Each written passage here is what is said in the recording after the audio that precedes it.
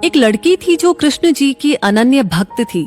बचपन से ही कृष्ण भगवान का भजन करती थी, भक्ति करती थी और भक्ति करते करते बड़ी हो गई। भगवान की कृपा से उसका विवाह भी श्रीधाम वृंदावन में किसी अच्छे घर में हो गया। विवाह होकर पहली बार वृंदावन गई, पर नई दुल्हन होने से कहीं जा न सकी और मायके चली गई। फिर वो दिन भी आ गया जब उसका पति उसे लेने उसके मायके आया। अपने पति के साथ फिर से वृंदावन पहुंच गई। पहुंचते पहुंचते उसे शाम हो गई। पति वृंदावन में यमुना किनारे रुककर कहने लगा, देखो शाम का समय है, मैं यमुना जी में स्नान करके अभी आता हूँ। तुम इस पेड़ के नीचे बैठ जाओ और सामान की देखरेख करना, मैं थोड़े समय में आ जाऊंगा। यहीं सामने ही हूँ, कुछ लगे तो मुझे आवाज दे देना। इतना कहकर पति चला गया और वो लड़की बैठ गई। एक हाथ लंबा घूंघट निकाल रखा है, क्योंकि गांव है, ससुराल है, और वहीं बैठ गई। मन ही मन विचार करने लगी कि देखो ठाकुर जी की कितनी कृपा है। उन्हें मैंने बचपन से भजा और उनकी कृपा से मेरा विवाह भी श्रीधाम वृंदावन में हो गया। मैं इतने वर्षों से ठाकुर जी को मानती हूँ, परंतु अब तक उनसे कोई रिश्ता नहीं जोड़ा। फिर सोचती है ठाकुर जी की उम्र क्या होगी। लगभग 16 साल के होंगे। मेरे पति 20 साल के हैं, तो उनसे थोड़े से छोटे हैं, इसलिए मेरे पति के छोटे भाई की तरह हुए और मेरे देवर की तरह। तो आज से ठाकुर जी मेरे देवर हुए। तो अब तो ठाकुर जी से नया संबंध जोड़कर वो बड़ी प्रसन्न हुई और मन ही मन ठाकुर जी से कहने लगी, देखो ठाकुर जी, आज से मैं तुम्हारी भाभी और तुम मेरे देवर हो गए। इतना सोच ही रही थी कि तभी एक 10 से 15 साल का बालक आया और उस लड़की से बोला, भाभी भाभी। लड़की अचानक अपने भाव से बाहर आई और सोचने लगी, वृंदावन में तो मैं नई हूँ, ये भाभी कहकर कौन बुला रहा है। नई थी इसलिए घूंघट उठाकर नहीं देखा कि गांव के किसी बड़े बूढ़े ने देख लिया तो बड़ी बदनामी होगी। अब वो बालक बार बार कहता, पर वो उत्तर न देती।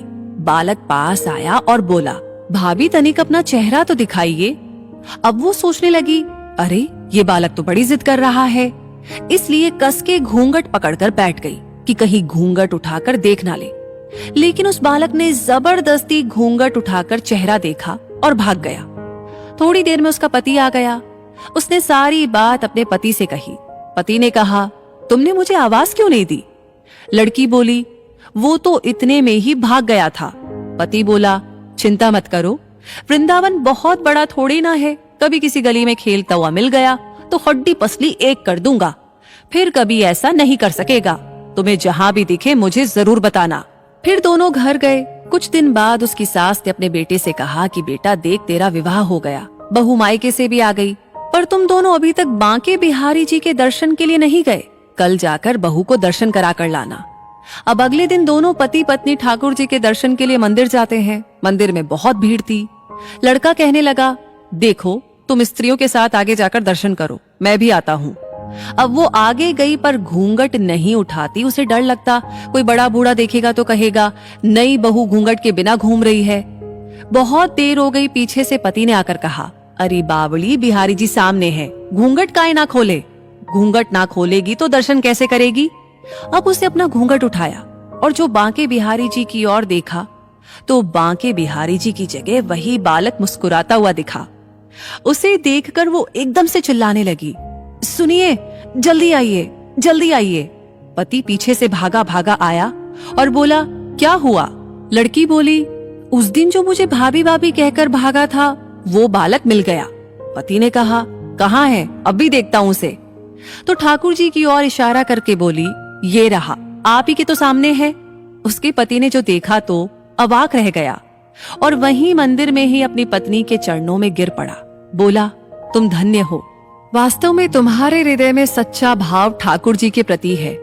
मैं इतने वर्षों से वृंदावन में हूँ, मुझे आज तक उनके दर्शन नहीं हुए, और तेरा भाव इतना उच्च है कि बिहारी जी के तुझे दर्शन हुए। इसी के साथ ये कहानी यहीं पर समाप्त होती है। ये कहानी आपको कैसी लगी, ये वीडियो आपको कैसा लगा, कमेंट सेक्शन में जरूर बताइए।